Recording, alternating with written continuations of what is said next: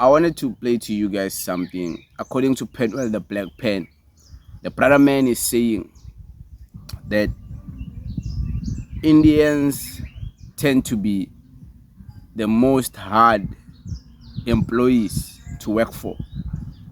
Working for an Indian family or an Indian company is the most hard thing, is the most horrible thing, according to Penuel the Black Pen. And I wanted to play something that Penuel the Black Pen said.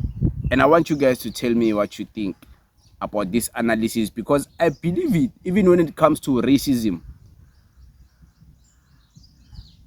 Indians are more racist to black people than Afrikaner people, than white people. Indians are at the top of the racism, according to me. You can tell us what you think, but first listen to our brother man here. Listen here. And I asked which race in South Africa is the worst when it comes to employers or managers. Overwhelmingly. Because, by the way, the reason I created this poll, I sat with Nhlamulo Baloyi, known as Nota, and in the conversation we had on my platform, which is now rebranded to the Penuel Show, I'll explain that another day. We spoke about who are the worst employers in South Africa, and it's not white people. We both kind of agreed. People in the comments agreed. And I thought, let me run this poll, because clearly we need to hear more voices. The other thing that inspired the poll is that I was approached by a social activist in the Durban area. I'm not going to mention his name because I don't want to give him that type of spotlight. But he was like, look, that clip that you and Nota did, it's trending on TikTok and it comes across as racist. Why would you guys think that Indians are the worst employers? So I ran the poll to kind of be like, look, this is what people said. You're right. We were wrong. But overwhelmingly, Indian employers and managers are deemed the worst in South Africa, with Indians being a minority of about 2 to 3% of the population. White people are about 8-9% of the population. And then, of course, you've got black people at like 80%. Now, outside of the engagements I had with this gentleman, because I actually wanted to visit Durban with him, I wanted to have a conversation with him on a platform. He started getting hostile on WhatsApp. I didn't understand why. I was like, but I'm engaging you well. There was another Indian, I think he's an executive, corporate head, that I'm hoping to sit with at some point, because he actually welcomed this poll, which I posted on LinkedIn. And he was like, we need to have a conversation, because of course, not all Indians are the same. Some of us are doing good work, but we need to unpack, why do people feel like this? Without going too hard into history, the British came here, colonized South Africa, as it were, created this union of South Africa to serve the Queen. At the time, it's the King today. And basically created these political structures that we have now. Afrikaners, white Afrikaners, would become second class after the British in the pecking order. Then you'd have Indians, I'd like to think, coloreds, and then blacks at the bottom of the food chain. The Afrikaners would then mobilize and end up taking over government, and they'd uplift themselves. Economically, politically, they built schools, etc. Beautiful for them. The British sort of didn't really care. They were kind of established, and it's okay. So Afrikaners at the top now still sort of see the Indians, coloreds, blacks, with the coloreds just marginally above black people. Where am I going with this? Okay. So when the British were in power, the Afrikaners would be the boss, the supervisor, the people that have to control and look over the blacks, contain these natives, these indigenous folk, because they're a bit rough around the edges. When the Afrikaners would uplift themselves, they needed new managers of the natives. And I'd like to think that's where the Indians came in. But now you're taking over an office of brutality, where Afrikaners were very vile to black people. Obviously, a lot of them learned indigenous languages and they'd speak it even if it's broken, and they'd speak down in condescending tones. So I think when the Indians were upgraded, they kind of took on that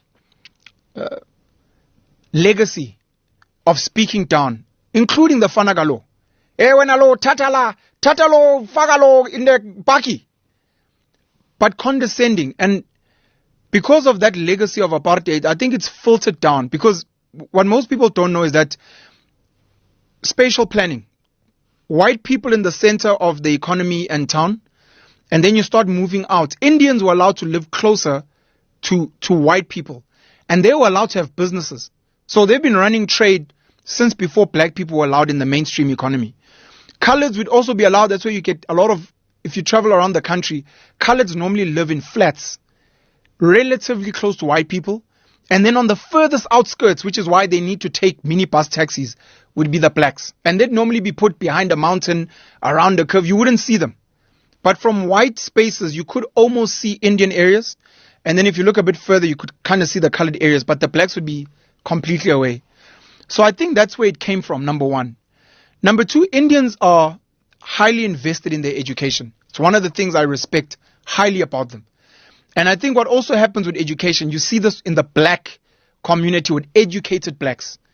Because I did well in maths, because I have a good handle of English, I look down on my black brothers and sisters that speak broken English, that don't really do well at school.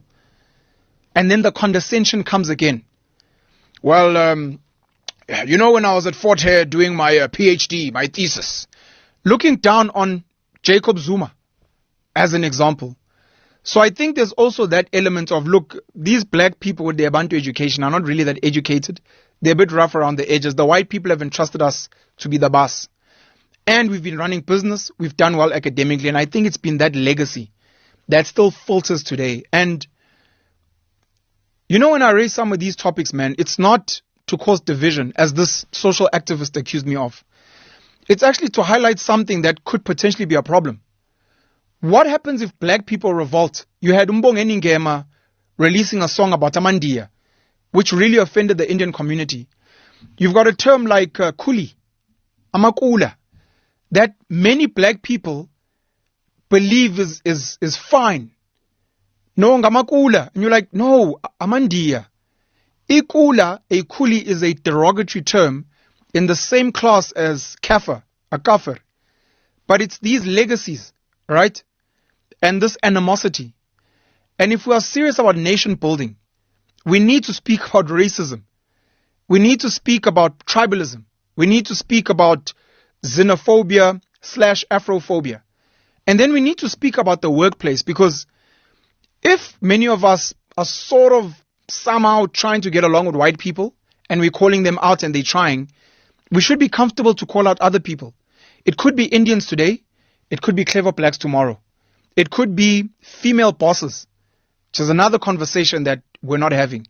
Because when you speak to people, black, female, CEOs, managers can be rough. Worse if they're single. Worse if they don't have kids. Their expectations, boy, will drive you insane. So I just wanted to raise that, man, and to say to my Indian brothers and sisters, number one, my grandfather, my mother's father, was Indian. So I think I have a bit of a license, more than the next person.